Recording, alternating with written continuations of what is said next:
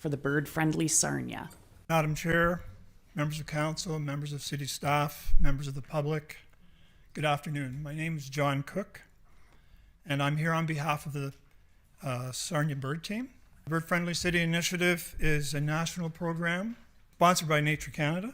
It's led locally by the Sarnia Bird Team, which is comprised of local groups and citizens working to make Sarnia a bird-friendly city.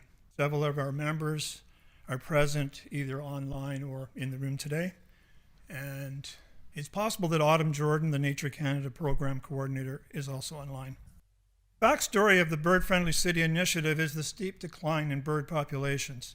Research over the last 50 years has shown that bird populations have declined by approximately 30%.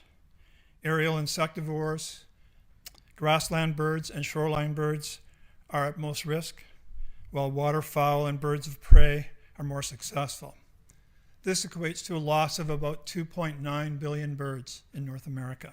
Major causes of bird population declines are habitat loss, window collisions, cat predation, pesticide use, insecticide use. And many nature and science organizations are engaged in conservation and monitoring programs to understand and mitigate the causes and foster public awareness. Now, birds are visible across the landscape. So talking about birds is an easy gateway to talking about broader biodiversity issues. Recognizing that cities offer unique threats and challenges for the health of bird populations, Nature Canada is encouraging cities to develop into safe places for birds.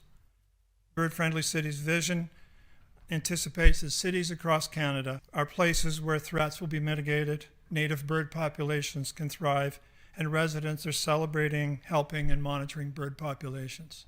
Our goal is to certify our city as bird-friendly through a national campaign focused on creating safer urban environments for birds through local collaboration to address threats, restore natural habitat, and foster community outreach, education, and participation. You may ask, what's the benefit of bird-friendly city certification? First, it proclaims the message, our city is working to reverse bird population declines. Second, the bird-friendly badge will enhance Sarnia's reputation as a destination for ecotourism, birdwatching, and nature appreciation. Thirdly, research shows that access to nature improves physical, mental, and emotional health, and residents or visitors enjoying birds will garner those benefits. And finally, the bird-friendly city initiatives complement and enhance many other city initiatives, such as the Climate Action Plan, Park Master Plans, and waterfront improvements. And I would point to the presentation about the Mike Weir Park initiative. This is right in line and enhances and encourages that kind of development. London, Windsor, Guelph, and Peterborough are 4 cities in Ontario that are certified by Nature Canada. There are 22 certified by Nature Canada, and Sarnia is one of 70 other cities across Canada where there's an ongoing bird-friendly campaign. Sarnia Bird Team appreciates Council's initial support in May of 2022 and the specific directions to staff at that meeting. Mayor Mike Bradley participated in World Migratory Bird Day celebrations in 2022 and 23, including the unveiling of the Sarnia City bird, the red-headed woodpecker. More recently, the Environmental Advisory Committee passed a motion of support for the continued work of the Sarnia Bird Team. The key point of my delegation today is to ask you to further support the Sarnia Bird Team efforts and to initiate actions that will strengthen our compliance to the certification criteria. Timing is important as the next window for application is in September. And I'll describe some of the specific actions in the next couple of slides. First, we suggest some practical initiatives. 70% of birds in North America migrate, and more than 80% of migrants make their seasonal flights at night.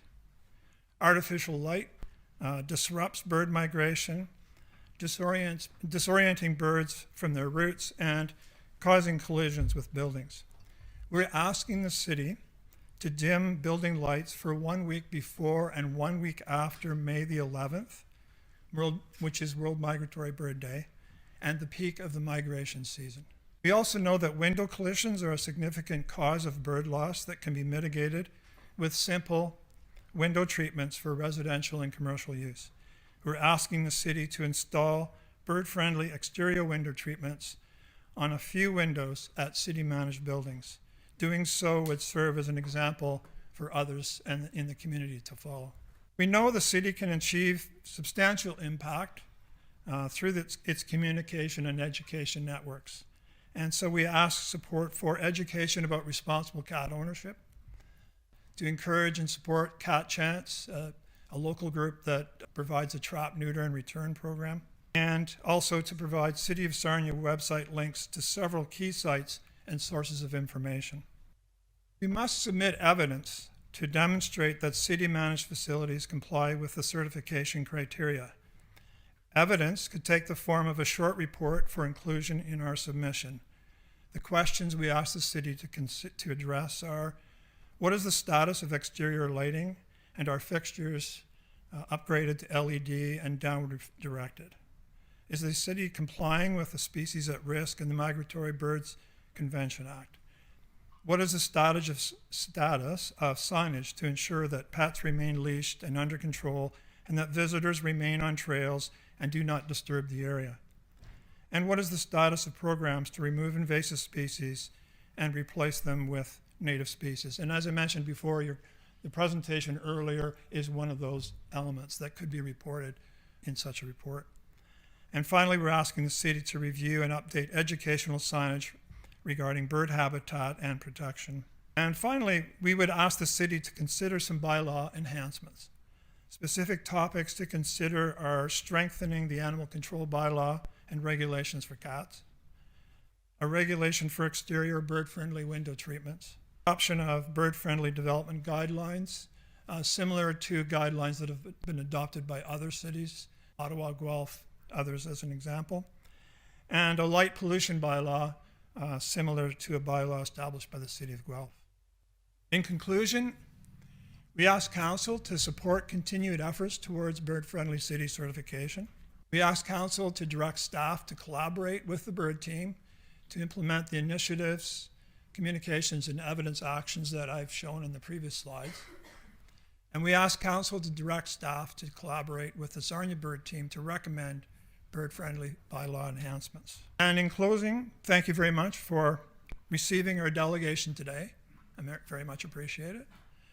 And we look forward to future support and working with the mayor, council members, and staff to further the cause of Sarnia, a bird-friendly city.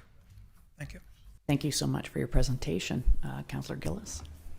Thank you, Madam Chair, and thank you, Mr. Cook, for your presentation.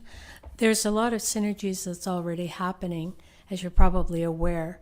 For example, one of the items that you mentioned was on page 9, which was signage regarding pets on trails and also people to remain on the trails and not disturb the area. And Blue Water Trails is in the process of creating signage describing exactly what you're talking about, but also talking about bike etiquette as well. So there's that synergy there. The other thing you were talking about was a bylaw with regard to light pollution. And several years ago, the Astronomical Society came to the city and asked that we go to LED for all our streetlights, which I believe we have completed, but maybe not. But we perhaps need an update from Blue Water Power, but also very specific on light spillage from properties. So it was at the time when dark skies was being talked about, but it wasn't really in vogue everywhere, but we were a bit of the pioneers in that regard. So perhaps our bylaw needs to be looked at again, but we're certainly in the right direction of what you're talking about. And the other thing is Canatera Park, as you may know, when it was created, was also considered it is on the migratory path of birds, and it was specifically created in the way that it is to attract the birds to come to it. So we have those synergies. We just need to make them a little better.